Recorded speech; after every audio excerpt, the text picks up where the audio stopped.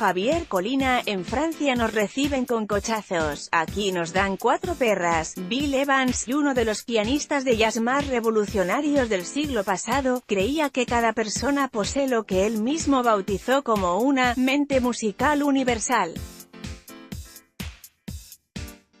Las melodías honestas interpelan y señalan a esta mente universal, tomándola por las solapas y obligándola a conversar. Para Javier Colina, Pamplona, 1960, la música es interacción.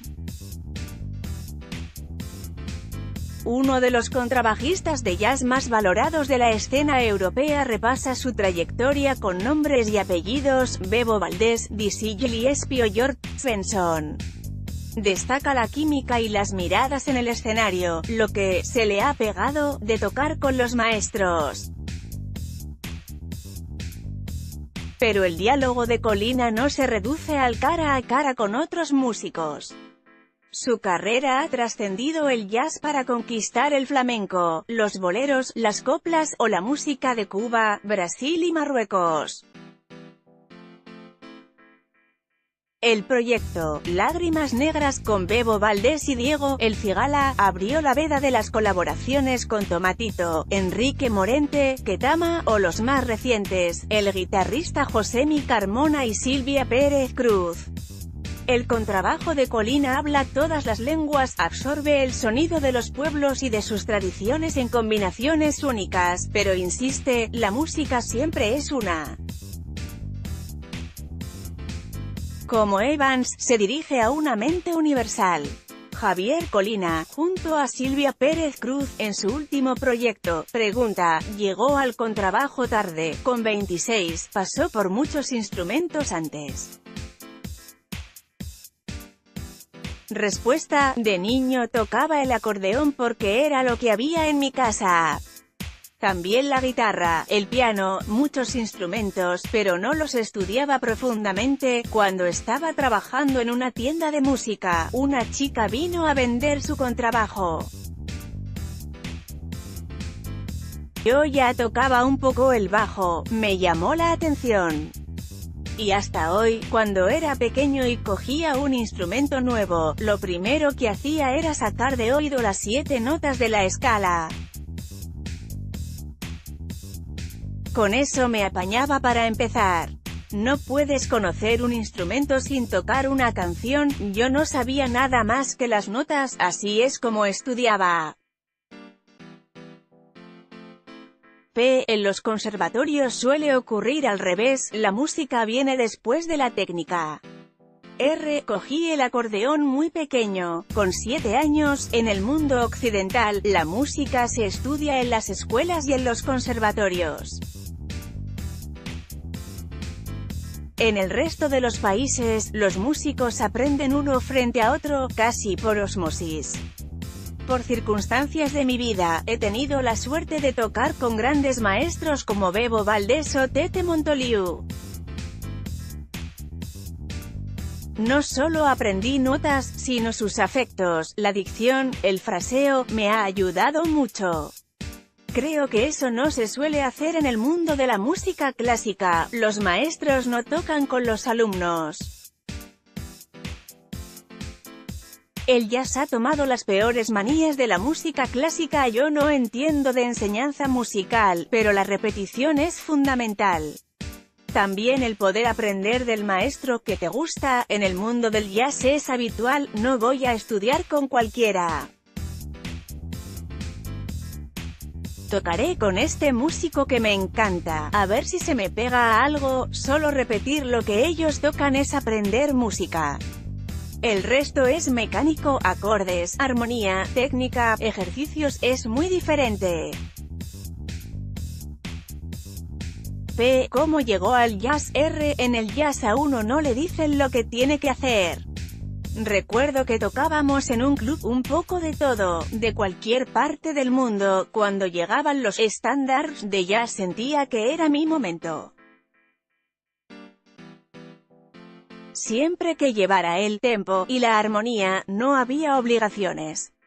Podía jugar y encontrar otros caminos para llegar al mismo sitio. El jazz tiene su propia mecánica, pero esto puede aplicarse a cualquier música improvisada. Bill Evans dijo que el jazz no era solo un estilo o una sonoridad, sino una forma de entender la música. Los músicos como Evans vivieron la edad de oro. Cuando yo toco flamenco o boleros, la música siempre es una. Mi punto de vista es el mismo, el del jazz, como expongo el tema, como improviso, como es la estructura, esa mirada está ahí y permanece. Lo que hacían Duke Ellington, Dizzy Gillespie o Charlie Parker era jazz en sentido estricto, pero tiene mucho en común con otros estilos. En realidad, se le ha ido llamando jazz a cualquier música improvisada. El flamenco y la música latina son dos ejes centrales en su carrera. La música latina ha sido importante en mi vida. Me vine a estudiar a Madrid, aunque digamos que no era la ciudad de referencia en el mundo del jazz. Yo vivía en Cascorro, un barrio lleno de flamencos. Carlos Izois, un guitarrista de Pamplona, me había enseñado algunos palos. Cuando vine aquí, me di cuenta de que la música más poderosa era el flamenco. Me adoptaron y estuve investigando hasta que hicimos el proyecto Juan Perro, con Santiago Auserón. Respecto a la música cubana, era la que se escuchaba en mi casa, he crecido con ella.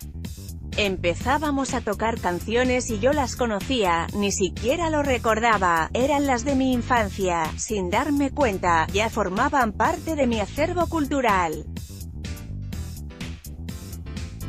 Javier Colina y Josemi Carmona en concierto. Esta fusión entre el flamenco y el jazz es fundamental en su proyecto, De Cerca, con Josemi Carmona.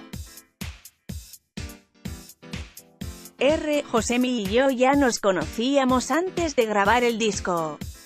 Sabíamos que musicalmente nos llevábamos muy bien, nos gustaban cosas parecidas y teníamos los mismos valores. A veces, él está tocando la melodía y toma un camino en el que coincidimos los dos. Entonces nos miramos y nos reímos, la interacción producida por la música es sorprendente. ¿Qué es lo que encuentra en esa música, la que pertenece a los pueblos? Lo que más me gusta es la gente que la sustenta.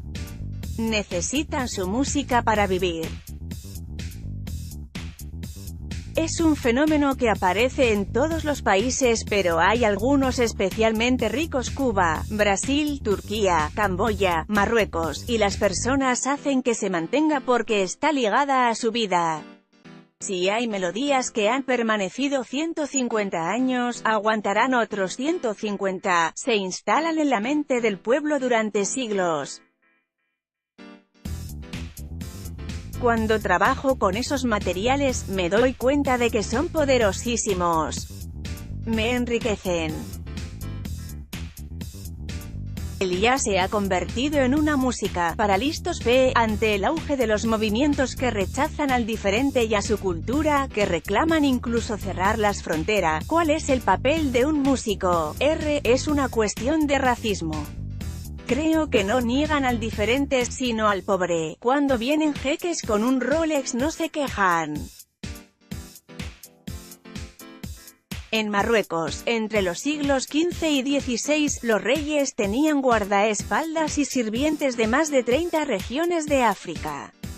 Todos eran esclavos, convivieron durante cientos de años y crearon la llamada música nahua, que me fascina. Lo que quiero decir es que todos se arreglaban con sus instrumentos. En el arte, las reglas son pocas y las mezclas muy bienvenidas. Las diferencias son importantes, y es probable que aquellos que vienen tengan más que decir que los que ya estábamos aquí, un poco podridos. Imagina la que se montaría si sacáramos los instrumentos para tocar, sería bonito, ríe. El auge del racismo no rechaza al diferente, sino al pobre. P. ¿El jazz ha dejado de ser una música popular? R. Esa pregunta da para un libro. Ríe. Los festivales de jazz ya no se parecen a los de hace 25 años. La cosa está más seria, no me parece mal, pero todo el mundo va de corbata, es lo que se lleva. También tiene algo que ver con el negocio y el dinero. El jazz tuvo una gran trascendencia política en su día, el cambio también podría verse de ese modo. Si tengo un festival que me molesta, lo empezaré a organizar yo y se acabó el problema. Los grandes movimientos culturales terminan en manos de gestores, empresas, instituciones. Me da que la comunicación entre los seres humanos va bastante mal. Ríe. Imagino que el jazz continuará su camino. Lo más importante es la interacción con otras personas cuando tocamos. La música ocurre, yo toco una nota que simplemente coincide con lo que ha tocado otro. Algo suena y nos despierta, no estaba previsto. Creo que ahora todo está planeado, el jazz ha tomado las peores manías de la música clásica. Me da la sensación de que se ha convertido en una música para listos. P. Y en España, R. La principal diferencia que veo en el resto de países son las fuentes de financiación. En los festivales de Francia te reciben con unos cochazos, las empresas patrocinan habitualmente los eventos de jazz. Aquí tenemos 4 perras, y la situación del país tampoco es buena para la cultura, no existen apenas ayudas privadas, puede que la ley de mecenazgo no funcione. En cuanto a lo público, no pido nada. Hay niños que se están quedando sin comedor escolar, por ejemplo, eso es lo primero. Se pueden sacar adelante muchos proyectos con poco dinero, hay que echarle imaginación, pero tengo mucho respeto al dinero público y a dónde se pone.